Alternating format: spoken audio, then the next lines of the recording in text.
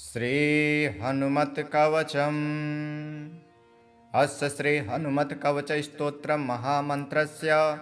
वसिष्ठ ऋषिः अनुष्टुप छन्दः। श्री हनुमान देवता मारुतात्मज इति बीजम् अंजनासुनुरिति शक्तिः वायुपुत्र इति किलकम् हनुमत प्रसाद सिद्धर्थे जपे विनियोगः। उल्लङ्घ सिन्धुसलिलं सलिलं यः शोकवहने जनकात्मजायः आदाय तेनैव ददाह लङ्कां नमामि तं प्राञ्जलिराञ्जनेयं मनोजवं मारुततुल्यवेगं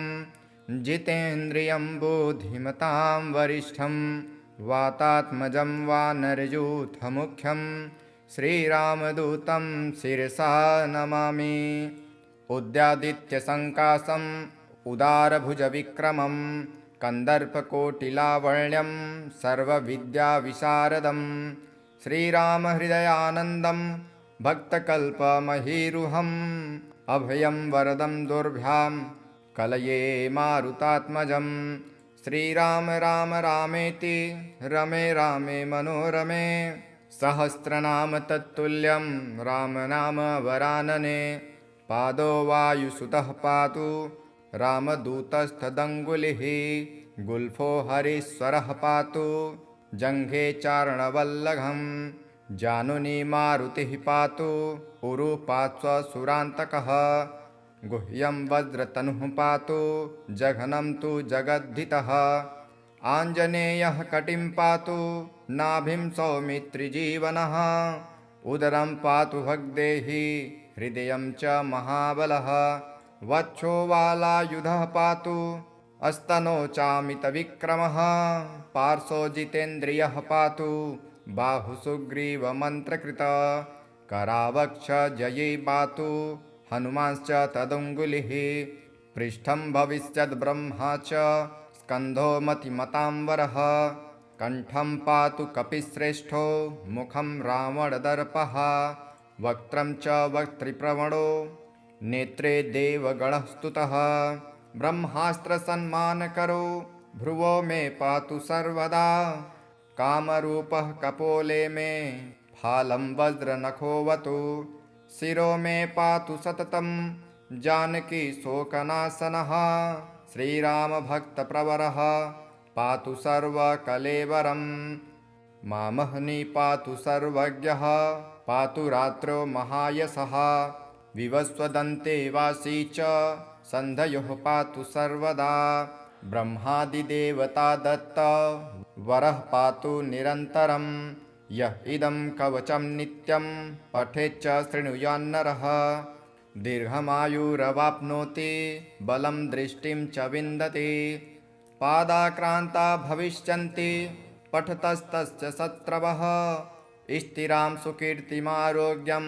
लभते शाश्वतं सुखम् इति निगदितवाक्यवृतं तुभ्यं सकलमपि स्वयमाञ्जनेयवृतम् अपि निजजनरक्षणैकदीक्षो वसगदतीयमहानुप्रभावः इति श्री हनुमत्कवचम्। श्री आञ्जनेयभुजङ्गस्तोत्रम्। प्रसन्नाङ्गरागं प्रभाकाञ्चनागं जगद्धीतशौर्यं तुषाराद्रिधैर्यं तृणीभूतहेतिं रणोद्याद्विभूतिं भजे वायुपुत्रं पवित्राप्तमित्रं भजे पावनं भावनानित्यवासं भजे बालभानुप्रभाचारुभासं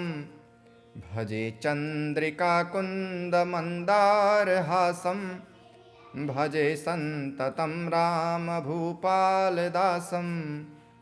भजे लक्ष्मणप्राणरक्षातिदक्षं भजे तोषितानेकगीर्वाणपक्षं भजे घोरसङ्ग्रामसीमाहताक्षं भजे रामनामातिसम्प्राप्तरक्षं कृताभिलनाथ छितक्षिप्तपादं घनाक्रान्तभृङ्गं कटिस्थोरुजङ्घं वियद्वाप्तकेशं भुजाश्लेषितास्मं जयश्रीसमेतं भजे रामदूतं चलद्वालघातं भ्रमचक्रवालं कठोराट्टहासं प्रभिन्नाब्जजाण्डं महासिंहनादाद्विशीर्णत्रिलोकं भजे चाञ्जनेयं प्रभुं वज्रकायम् रणे भीषणे मेघनादे सनादे सरोषे समारोपणामित्रमुखे खगानां घनानां सुराणां च मार्गे नटन्तं समन्तं हनुमन्तमीडे घनाद्रन्तजम्भारिदम्भोलिभारं घनद्रिन्तनिर्धूलकालोग्रदन्तं पदाघातभीताब्धिभूतादिवासं रणक्षोडिदक्षं भजे पिङ्गलाक्षं महाग्राहपीडां महोत्पातपीडां महारोगपीडां महातीव्रपीडां हरत्यस्तु ते पादपद्मानुरक्तो नमस्ते कपिश्रेष्ठ रामप्रियाय जराभारतो भूरिपीडां शरीरे निराधारणारूढगाढप्रतापी भवत्पादभक्तिं भवद्भक्तिरक्तिं कुरु श्रीहनुमत्प्रभो मे गयालो महायोगिनो ब्रह्मरुद्रादयो वा न जानन्ति तत्त्वं निजं राघवस्य कथं ज्ञायते मादृशे नित्यमेव प्रसीद प्रभो वानरेन्द्रो नमस्ते नमस्ते महासत्त्ववाहाय तुभ्यं नमस्ते महावज्रदेहाय तुभ्यं नमस्ते परिभूतसूर्याय तुभ्यं नमस्ते कृतामर्त्यकार्याय तुभ्यं नमस्ते सदा ब्रह्मचर्याय तुभ्यं नमस्ते सदा वायुपुत्राय तुभ्यं नमस्ते सदा पिङ्गलाक्षाय तुभ्यं नमस्ते सदा रामभक्ताय तुभ्यं हनुमद्भुजं प्रयातं प्रभाते प्रदोषेऽपि वाचार्धरात्रेऽपि मर्त्यः पठन्नास्त्रतोऽपि प्रमुक्तो घजालो सदा सर्वदा रामभक्तिं प्रयाति उल्लङ्घसिन्धुसलिलं सलिलं यः शोकवहने जनकात्मजायः आदायते नैव ददाह लङ्का नमामि तं प्राञ्जलिराञ्जनेयं मनोजवं मारुततुल्यवेगं जितेन्द्रियं बुद्धिमतां वरिष्ठं वातात्मजं वानरयूथमुख्यं श्रीरामदूतं शिरसा नमामि उद्यादित्यसङ्कासम् उदारभुजविक्रमं कन्दर्पकोटिलावण्यं सर्वविद्याविशारदं श्रीरामहृदयानन्दं भक्तकल्पमहीरुहम् अभयं वरदं दुर्भ्यां कलये मारुतात्मजं श्रीराम राम रामेति रमे रामे मनोरमे सहस्रनाम तत्तुल्यं रामनाम वरानने पादो वायुसुतः पातु रामदूतस्तदङ्गुलिः गुल्फो हरीश्वरः पातु जङ्घे चारणवल्लभं जानुनी मारुतिः पातु उरुपात्स्वसुरान्तकः गुह्यं वज्रतनुः पातु जघनं तु जगद्धितः आञ्जनेयः कटिं पातु नाभिं सौमित्रिजीवनः उदरं पातु भग्देहि हृदयं च महाबलः वक्षो वालायुधः पातु अस्तनो चामितविक्रमः पार्श्वो जितेन्द्रियः पातु बाहुसुग्रीवमन्त्रकृत करावक्ष जये पातु हनुमांश्च तदङ्गुलिः पृष्ठं भविष्यद्ब्रह्मा च स्कन्धो मतिमतांवरः कण्ठं पातु कपिश्रेष्ठो मुखं रावणदर्पः वक्त्रं च वक्त्रिप्रवणो नेत्रे देवगणः स्तुतः ब्रह्मास्त्रसन्मानकरो भ्रुवो मे पातु सर्वदा कामरूपः कपोले मे फालं वज्रनखोऽवतु शिरो मे पातु सततं जानकी शोकनाशनः श्रीरामभक्तप्रवरः पातु सर्वकलेवरं मामहनि पातु सर्वज्ञः पातु रात्रौ महायशः विवस्वदन्ते वासी च सन्धयोः पातु सर्वदा ब्रह्मादिदेवता दत्त वरः पातु निरन्तरं यः इदं कवचं नित्यं पठेच्च शृणुयान्नरः दीर्घमायुरवाप्नोति बलं दृष्टिं च विन्दति पादाक्रान्ता भविष्यन्ति पठतस्तस्य शत्रवः स्थिरां सुकीर्तिमारोग्यं लभते शाश्वतं सुखम् इति निगदितवाक्यवृतं तुभ्यं सकलमपि स्वयमाञ्जनेयवृतम् अपि निजजनरक्षणैकदीक्षो वसगदतीयमहानुप्रभावः इति श्री हनुमत्कवचम् श्री आञ्जनेयभुजङ्गस्तोत्रम्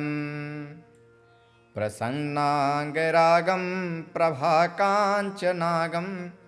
जगद्धीतशौर्यं तुषाराद्रिधैर्यं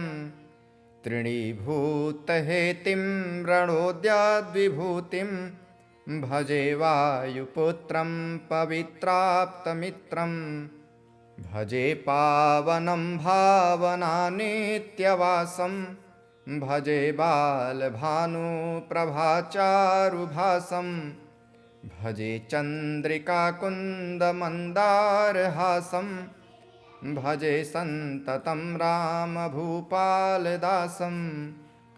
भजे लक्ष्मणप्राणरक्षातिदक्षं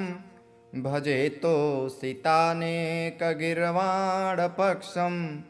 भजे घोरसङ्ग्रामसीमाहताक्षं भजे रामनामातिसम्प्राप्तरक्षं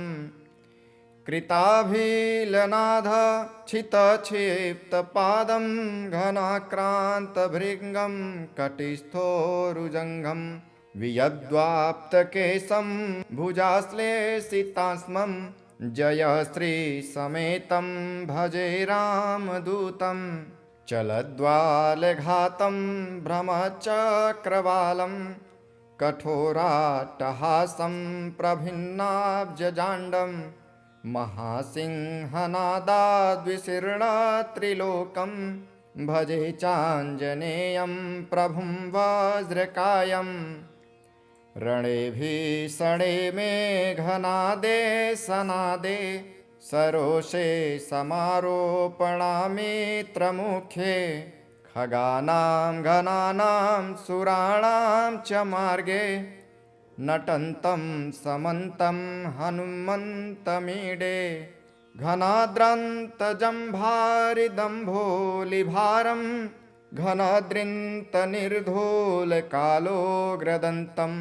पदाघातभीताब्धिभूतादिवासं रणक्षोडिदक्षं भजे पिङ्गलाक्षं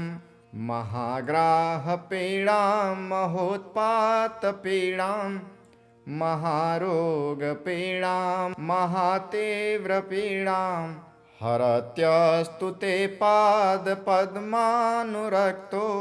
नमस्ते कपिश्रेष्ठ रामप्रियाय जराभारतो भूरिपीडां शरीरे निराधारणारूढगाढप्रतापी भवत्पादभक्तिं भवद्भक्तिरक्तिं कुरु श्रीहनुमत्प्रभो मे गयालो महायोगिनो ब्रह्मरुद्रादयो वा न जानन्ति तत्त्वं निजं राघवस्य कथं ज्ञायते मादृशे नित्यमेव प्रसीद प्रभो वानरेन्द्रो नमस्ते। नमस्ते महासत्त्ववाहाय तुभ्यं नमस्ते महावज्रदेहाय तुभ्यं नमस्ते परिभूतसूर्याय तुभ्यं नमस्ते कृतामर्त्यकार्याय तुभ्यं नमस्ते सदा ब्रह्मचर्याय तुभ्यं नमस्ते सदा वायुपुत्राय तुभ्यं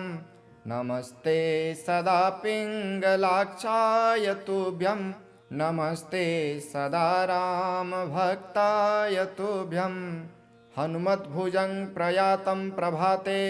प्रदोषेऽपि वाचार्धरात्रेऽपि मर्त्यः पठन्नास्त्रतोऽपि प्रमुक्तो घजालो सदा सर्वदा रामभक्तिं प्रयाति। उल्लङ्घसिन्धुसलिलं सलिलं यः शोकवहने जनकात्मजायः आदायते नैव ददाह लङ्का नमामि तं प्राञ्जलिराञ्जनेयं मनोजवं मारुततुल्यवेगं जितेन्द्रियं बुद्धिमतां वरिष्ठं वातात्मजं वानरयूथमुख्यं श्रीरामदूतं शिरसा नमामि। उद्यादित्यसङ्कासम्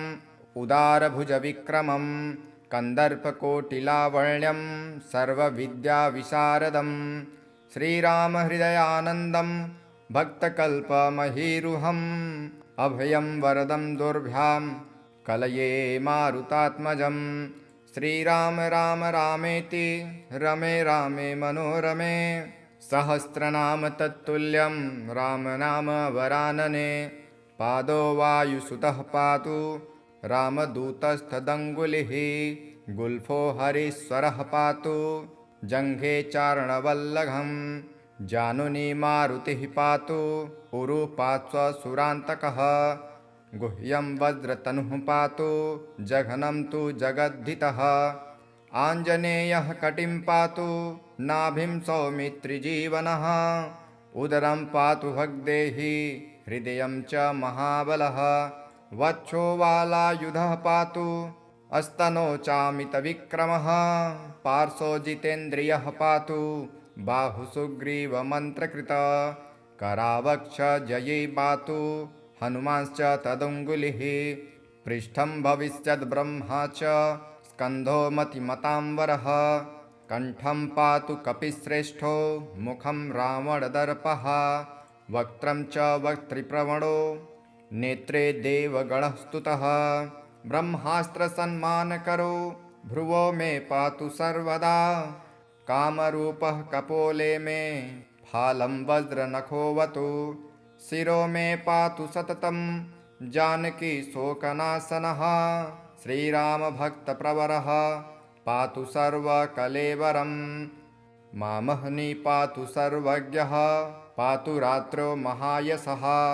विवस्वदन्ते वासी च सन्धयोः पातु सर्वदा ब्रह्मादिदेवता दत्त वरः पातु निरन्तरं यः इदं कवचं नित्यं पठेच्च शृणुयान्नरः दीर्घमायुरवाप्नोति बलं दृष्टिं च विन्दति पादाक्रान्ता भविष्यन्ति पठतस्तस्य शत्रवः स्थिरां सुकीर्तिमारोग्यं लभते शाश्वतं सुखम् इति निगदितवाक्यवृतं तुभ्यं सकलमपि स्वयमाञ्जनेवृतम् अपि निजजनरक्षणैकदीक्षो वसगदतीयमहानुप्रभावः इति श्री हनुमत्कवचम्। श्री आञ्जनेयभुजङ्गस्तोत्रम् प्रसन्नाङ्गरागं प्रभाकाञ्चनागं जगद्धीतशौर्यं तुषाराद्रिधैर्यं तृणीभूतहेतिं रणोद्याद्विभूतिं भजे वायुपुत्रं पवित्राप्तमित्रं भजे पावनं भावनानित्यवासं भजे बालभानुप्रभाचारुभासं भजे चन्द्रिकाकुन्दमन्दारहासं भजे सन्ततं रामभूपालदासं भजे लक्ष्मणप्राणरक्षातिदक्षं भजे तोषितानेकगीर्वाणपक्षं भजे घोरसङ्ग्रामसीमाहताक्षं भजे रामनामातिसम्प्राप्तरक्षं कृताभिलनाथक्षितक्षिप्तपादं घनाक्रान्तभृङ्गं कटिस्थोरुजङ्घं वियद्वाप्तकेशं भुजाश्लेषितास्मं जयश्रीसमेतं भजे रामदूतं चलद्वालघातं भ्रमचक्रवालं कठोराट्टहासं प्रभिन्नाब्जजाण्डं महासिंहनादाद्विशीर्णत्रिलोकं भजे चाञ्जनेयं प्रभुं वज्रकायम् रणे भीषणे मेघनादे सनादे सरोषे समारोपणामित्रमुखे खगानां घनानां सुराणां च मार्गे नटन्तं समन्तं हनुमन्तमीडे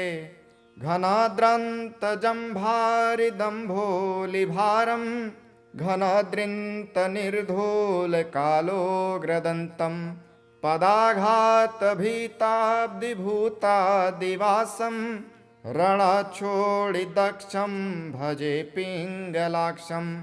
महाग्राहपीडां महोत्पातपीडां महारोगपीडां महातीव्रपीडां हरत्यस्तु ते पादपद्मानुरक्तो नमस्ते कपिश्रेष्ठ रामप्रियाय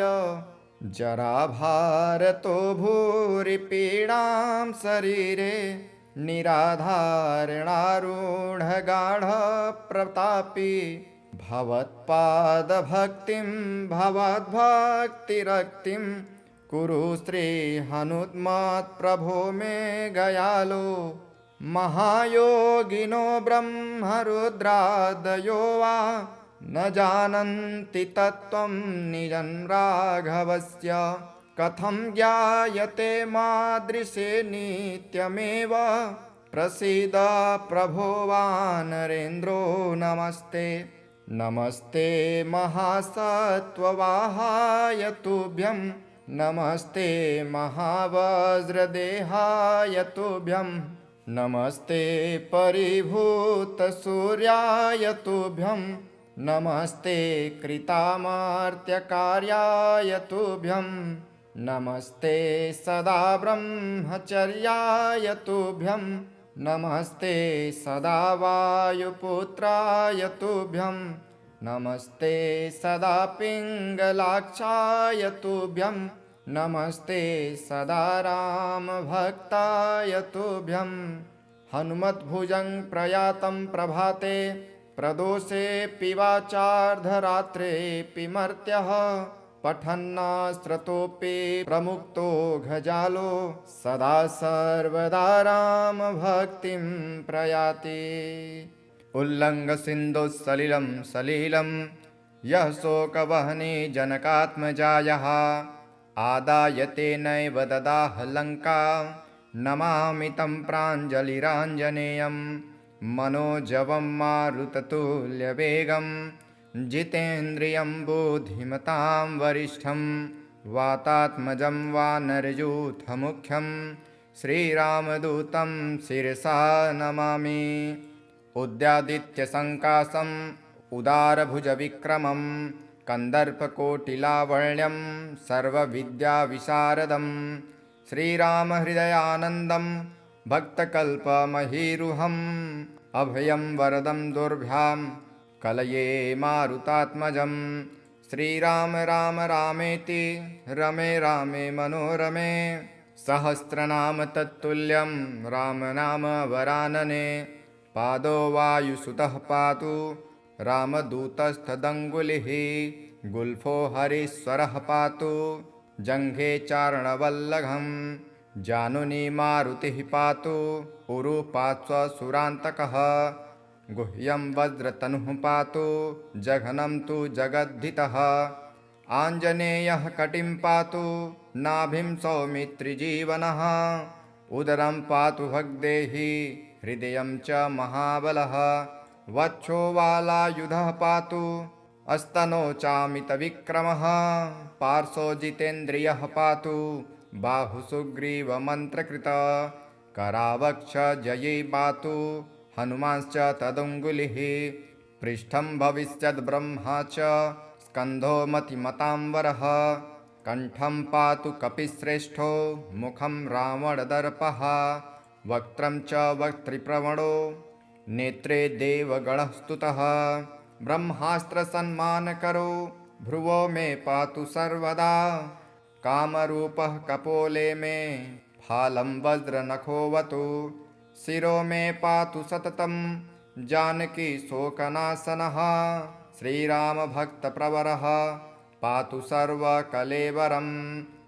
मामहनि पातु सर्वज्ञः पातु रात्रौ महायशः विवस्वदन्ते वासी च सन्धयोः पातु सर्वदा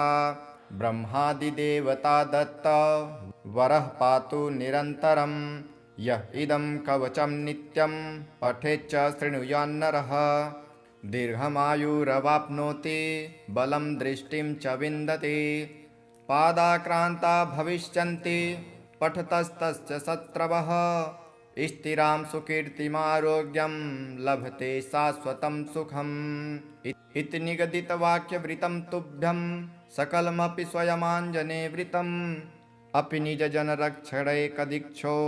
वसगदतीयमहानुप्रभावः इति श्री हनुमत्कवचम् श्री आञ्जनेयभुजङ्गस्तोत्रम् प्रसन्नाङ्गरागं प्रभाकाञ्चनागं जगद्धीतशौर्यं तुषाराद्रिधैर्यं तृणीभूतहेतिं रणोद्याद्विभूतिं भजे वायुपुत्रं पवित्राप्तमित्रं भजे पावनं भावनानित्यवासं भजे बालभानुप्रभाचारुभासं भजे चन्द्रिकाकुन्दमन्दारहासं भजे सन्ततं रामभूपालदासं भजे लक्ष्मणप्राणरक्षातिदक्षं भजे तोषितानेकगीर्वाणपक्षं भजे घोरसङ्ग्रामसीमाहताक्षं भजे रामनामातिसम्प्राप्तरक्षं कृताभिलनाथक्षितक्षिप्तपादं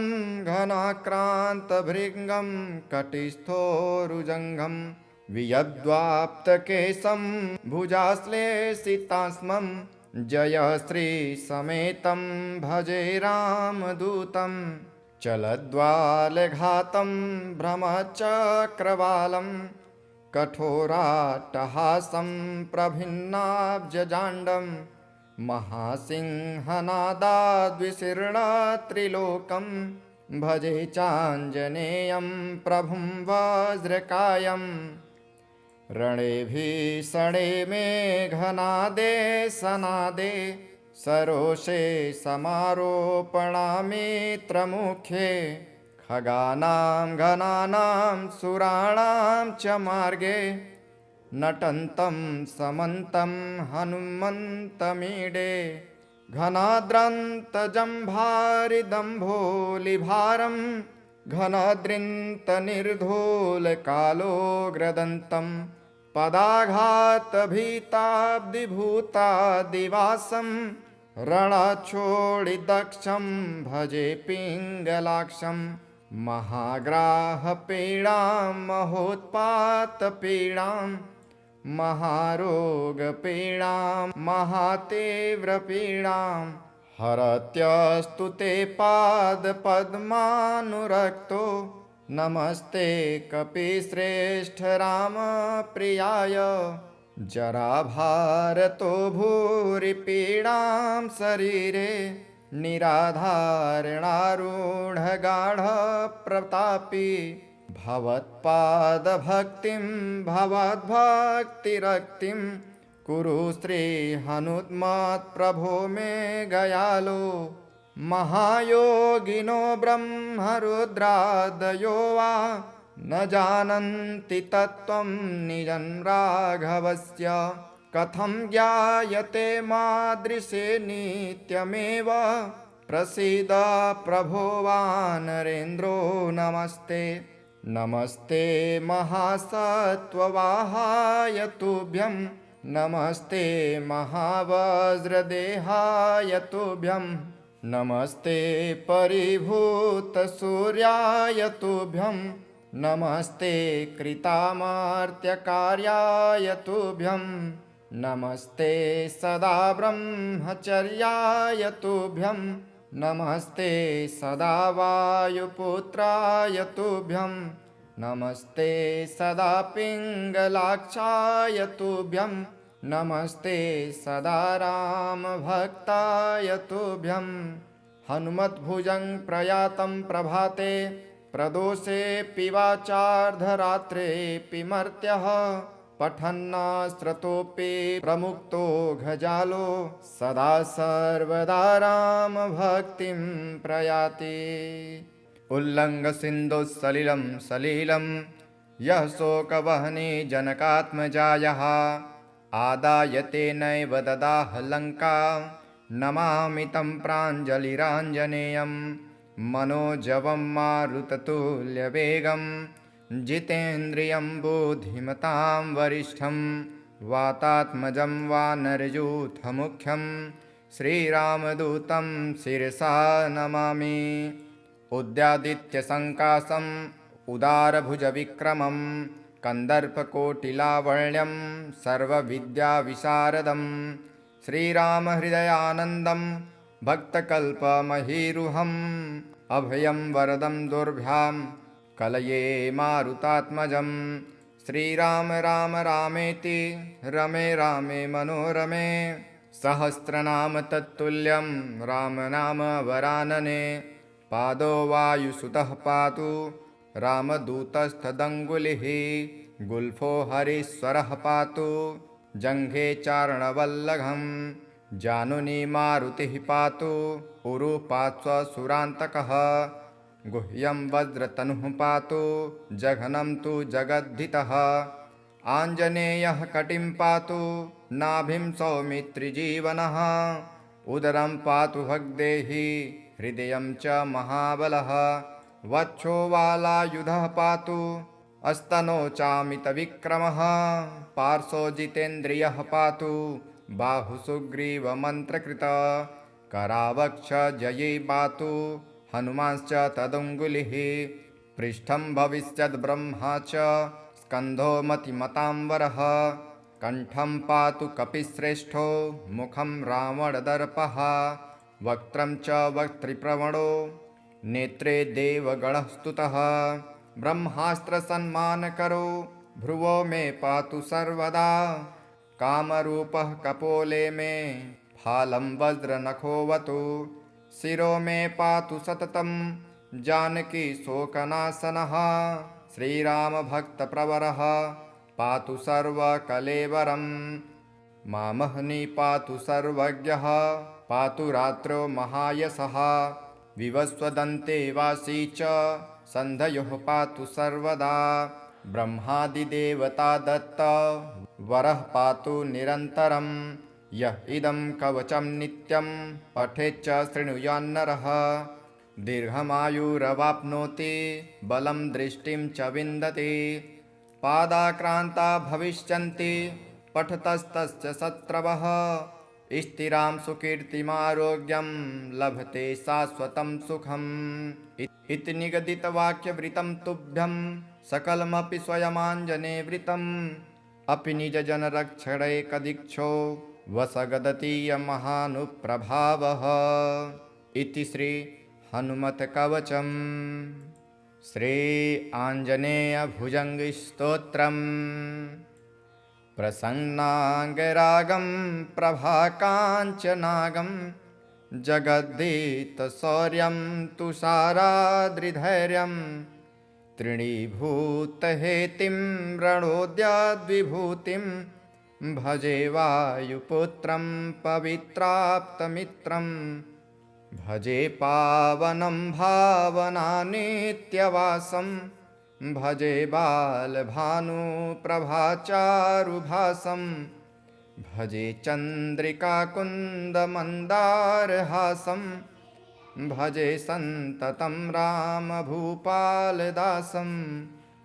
भजे लक्ष्मणप्राणरक्षातिदक्षं भजे तोषितानेकगीर्वाणपक्षं भजे घोरसङ्ग्रामसीमाहताक्षं भजे रामनामातिसम्प्राप्तरक्षं कृताभिलनादच्छितक्षिप्तपादं घनाक्रान्तभृङ्गं कटिस्थोरुजङ्घं वियद्वाप्तकेशं भुजाश्लेषितास्मं जयश्रीसमेतं भजे रामदूतं चलद्वालघातं भ्रमचक्रवालं कठोराट्टहासं प्रभिन्नाब्जजाण्डं महासिंहनादाद्विशीर्णत्रिलोकं भजे चाञ्जनेयं प्रभुं वज्रकायं रणे भीषणे मेघनादे सनादे सरोषे समारोपणामित्रमुखे खगानां घनानां सुराणां च मार्गे नटन्तं समन्तं हनुमन्तमीडे घनाद्रन्तजम्भारिदम्भोलिभारं घनाद्रिन्तनिर्धूलकालोग्रदन्तं पदाघातभीताब्धिभूतादिवासं रणक्षोणिदक्षं भजे पिङ्गलाक्षं महाग्राहपीडां महोत्पातपीडां महारोगपीडां महातीव्रपीडां हरत्यस्तु ते पादपद्मानुरक्तो नमस्ते कपिश्रेष्ठ रामप्रियाय जराभारतो भूरिपीडां शरीरे निराधारणारूढगाढप्रतापी भवत्पादभक्तिं भवद्भक्तिरक्तिं कुरु श्रीहनुमत्प्रभो मे गयालो महायोगिनो ब्रह्मरुद्रादयो वा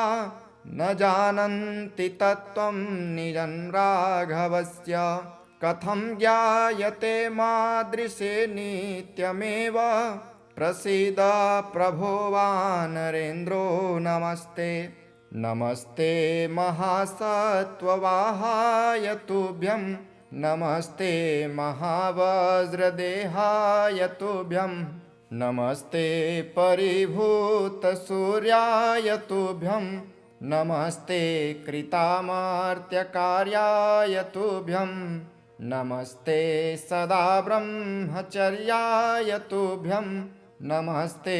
सदा वायुपुत्राय तुभ्यं नमस्ते सदा पिङ्गलाक्षाय तुभ्यं नमस्ते सदा रामभक्ताय तुभ्यं हनुमद्भुजं प्रयातं प्रभाते प्रदोषेऽपि वाचार्धरात्रेऽपि मर्त्यः पठन्नास्त्रतोऽपि प्रमुक्तो घजालो सदा सर्वदा रामभक्तिं प्रयाति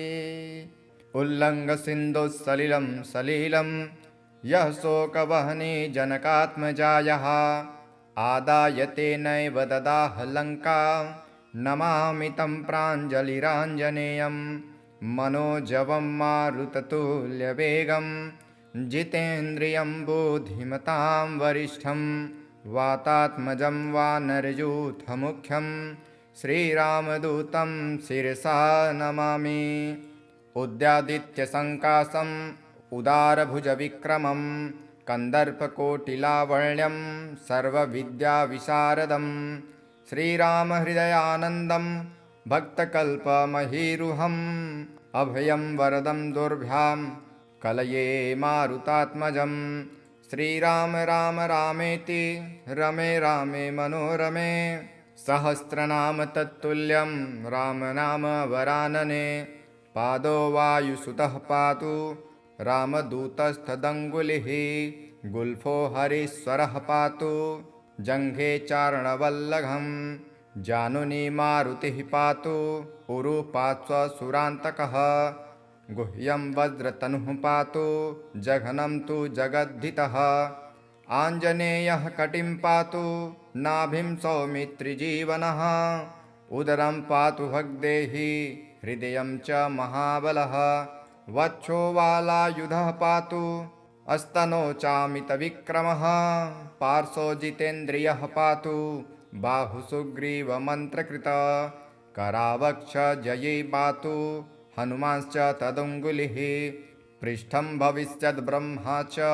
स्कन्धो मतिमतांवरः कण्ठं पातु कपिश्रेष्ठो मुखं रावणदर्पः वक्त्रं च वक्त्रिप्रवणो नेत्रे देवगणः स्तुतः ब्रह्मास्त्रसन्मानकरो भ्रुवो मे पातु सर्वदा कामरूपः कपोले मे फालं वज्रनखोऽवतु शिरो मे पातु सततं जानकी शोकनाशनः श्रीरामभक्तप्रवरः पातु सर्वकलेवरं मामहनी पातु सर्वज्ञः पातु रात्रौ महायशः विवस्वदन्ते वासी च सन्धयोः पातु सर्वदा ब्रह्मादिदेवता दत्त वरः पातु निरन्तरं यः इदं कवचं नित्यं पठेच्च शृणुयान्नरः दीर्घमायुरवाप्नोति बलं दृष्टिं च विन्दति पादाक्रान्ता भविष्यन्ति पठतस्तस्य शत्रवः स्थिरां सुकीर्तिमारोग्यं लभते शाश्वतं सुखम् इति निगदितवाक्यवृतं तुभ्यं सकलमपि स्वयमाञ्जनेवृतम् अपि निजजनरक्षणैकदीक्षो वसगदतीयमहानुप्रभावः इति श्री हनुमत्कवचम् श्री आञ्जनेयभुजङ्गस्तोत्रम् प्रसन्नाङ्गरागं प्रभाकाञ्चनागं जगद्धीतशौर्यं तुषाराद्रिधैर्यं तृणीभूतहेतिं रणोद्याद्विभूतिं भजे वायुपुत्रं पवित्राप्तमित्रं भजे पावनं भावनानित्यवासं भजे बालभानुप्रभाचारुभासं भजे चन्द्रिकाकुन्दमन्दारहासं भजे सन्ततं रामभूपालदासं भजे लक्ष्मणप्राणरक्षातिदक्षं भजे तोषितानेकगीर्वाणपक्षं भजे घोरसङ्ग्रामसीमाहताक्षं भजे रामनामातिसम्प्राप्तरक्षं कृताभिलनाथक्षितक्षिप्तपादं घनाक्रान्तभृङ्गं कटिस्थोरुजङ्घं वियद्वाप्तकेशं भुजाश्लेषितास्मं जयश्रीसमेतं भजे रामदूतं चलद्वालघातं भ्रमचक्रवालं कठोराट्टहासं प्रभिन्नाब्जजाण्डं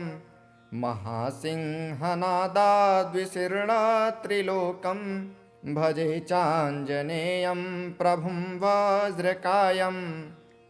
रणे भीषणे मेघनादे सनादे सरोषे समारोपणामित्रमुखे खगानां घनानां सुराणां च मार्गे नटन्तं समन्तं हनुमन्तमीडे घनाद्रन्तजम्भारिदम्भोलिभारं घनदृन्तनिर्धूलकालोग्रदन्तं पदाघातभीताब्धिभूतादिवासं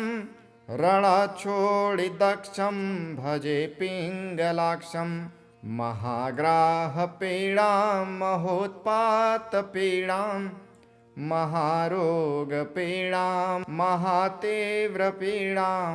हरत्यस्तु ते पादपद्मानुरक्तो नमस्ते कपिश्रेष्ठ रामप्रियाय जराभारतो भूरिपीडां शरीरे निराधारणारूढगाढप्रतापी भवत्पादभक्तिं भवद्भक्तिरक्तिं कुरु श्रीहनुमत्प्रभो मे गयालो महायोगिनो ब्रह्मरुद्रादयो वा न जानन्ति तत्त्वं निजं राघवस्य कथं ज्ञायते मादृशे नित्यमेव प्रसीद प्रभो वानरेन्द्रो नमस्ते नमस्ते महासत्त्ववाहाय तुभ्यं नमस्ते महावज्रदेहाय तुभ्यं नमस्ते परिभूतसूर्याय तुभ्यं नमस्ते कृतामर्त्यकार्याय तुभ्यं नमस्ते सदा ब्रह्मचर्याय तुभ्यं नमस्ते सदा वायुपुत्राय तुभ्यं नमस्ते सदा पिङ्गलाक्षाय तुभ्यं नमस्ते सदा रामभक्ताय तुभ्यं हनुमद्भुजं प्रयातं प्रभाते प्रदोषेऽपि वाचार्धरात्रेऽपि मर्त्यः पठन्नास्त्रतोऽपि प्रमुक्तो घजालो सदा सर्वदा रामभक्तिं प्रयाति उल्लङ्घसिन्धुसलिलं सलिलं यः शोकवहने जनकात्मजायः आदायते नैव ददाह लङ्का नमामि तं प्राञ्जलिराञ्जनेयं मनोजवं मारुततुल्यवेगं जितेन्द्रियं बुद्धिमतां वरिष्ठं वातात्मजं वानरयूथमुख्यं श्रीरामदूतं शिरसा नमामि उद्यादित्यसङ्कासम् उदारभुजविक्रमं कन्दर्पकोटिलावण्यं सर्वविद्याविशारदं श्रीरामहृदयानन्दं भक्तकल्पमहीरुहम् अभयं वरदं दुर्भ्यां कलये मारुतात्मजं श्रीराम राम रामेति रमे रामे मनोरमे सहस्रनाम तत्तुल्यं रामनाम वरानने पादो वायुसुतः पातु रामदूतस्तदङ्गुलिः गुल्फो हरीश्वरः पातु जङ्घे चारणवल्लभं जानुनी मारुतिः पातु उरुपात्स्वसुरान्तकः गुह्यं वज्रतनुः पातु जघनं तु जगद्धितः आञ्जनेयः कटिं पातु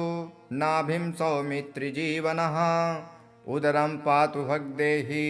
हृदयं च महाबलः वक्षो वालायुधः पातु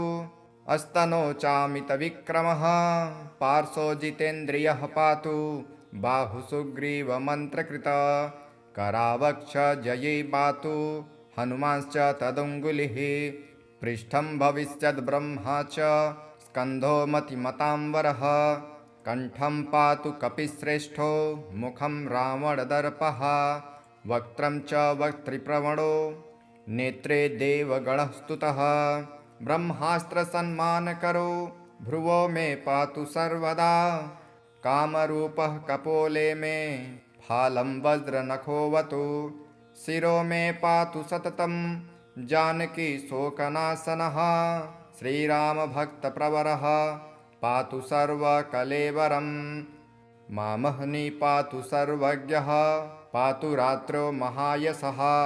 विवस्वदन्ते वासी च सन्धयोः पातु सर्वदा ब्रह्मादिदेवता दत्त वरः पातु निरन्तरं यः इदं कवचं नित्यं पठेच्च शृणुयान्नरः दीर्घमायुरवाप्नोति बलं दृष्टिं च विन्दति पादाक्रान्ता भविष्यन्ति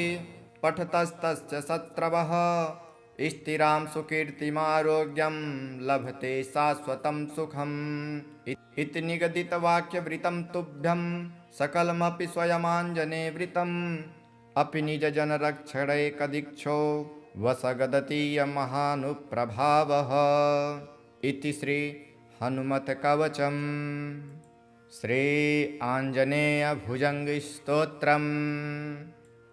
प्रसन्नाङ्गरागं प्रभाकाञ्चनागं जगद्दीतशौर्यं तुषाराद्रिधैर्यं तृणीभूतहेतिं रणोद्याद्विभूतिं भजे वायुपुत्रं पवित्राप्तमित्रं भजे पावनं भावनानित्यवासं भजे बालभानुप्रभाचारुभासं भजे चन्द्रिकाकुन्दमन्दारहासं भजे सन्ततं रामभूपालदासं भजे लक्ष्मणप्राणरक्षातिदक्षं भजे तोषितानेकगीर्वाणपक्षं भजे घोरसङ्ग्रामसीमाहताक्षं भजे रामनामातिसम्प्राप्तरक्षं कृताभिलनादच्छितक्षिप्तपादं घनाक्रान्तभृङ्गं कटिस्थोरुजङ्घं वियद्वाप्तकेशं भुजाश्लेषितास्मं जयश्रीसमेतं भजे रामदूतं चलद्वालघातं भ्रमचक्रवालं कठोराट्टहासं प्रभिन्नाब्जजाण्डं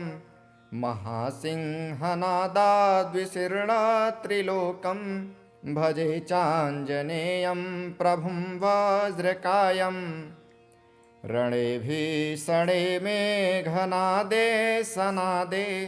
सरोषे समारोपणामित्रमुखे खगानां घनानां सुराणां च मार्गे नटन्तं समन्तं हनुमन्तमीडे घनाद्रन्तजम्भारिदम्भोलिभारं घनाद्रिन्तनिर्धूलकालोग्रदन्तं पदाघातभीताब्धिभूतादिवासं रणक्षोणिदक्षं भजे पिङ्गलाक्षं महाग्राहपीडां महोत्पातपीडां महारोगपीडां महातीव्रपीडां हरत्यस्तु ते पादपद्मानुरक्तो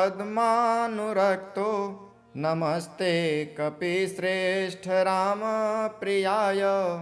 जराभारतो भूरिपीडां शरीरे निराधारणारूढगाढप्रतापी भवत्पादभक्तिं भवद्भक्तिरक्तिं कुरु श्रीहनुमत्प्रभो मे गयालो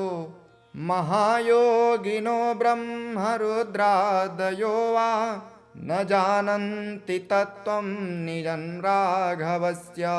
कथं ज्ञायते मादृशे नित्यमेव प्रसीद प्रभो वानरेन्द्रो नमस्ते नमस्ते महासत्त्ववाहाय तुभ्यं नमस्ते महावज्रदेहाय तुभ्यं नमस्ते परिभूतसूर्याय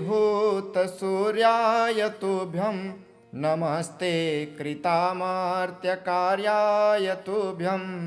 नमस्ते सदा ब्रह्मचर्याय तुभ्यं